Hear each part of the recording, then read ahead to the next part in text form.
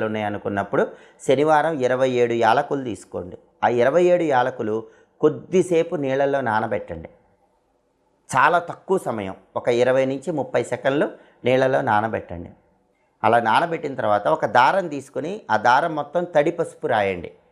అప్పుడు అది పసుపు దారం అవుతుంది. ఈ పసుపు దారానికి ఈ 27 యాలకులు సూదితో గుచ్చి దండలాగా తయారు చేసుకోండి.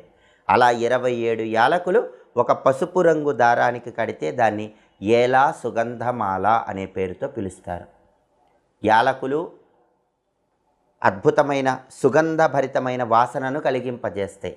ఆ యాలకులతో తయారు చేయబడిన మాల కాబట్టి దీన్ని ఏలా సుగంధమాల అనే పేరుతో పిలుస్తారు.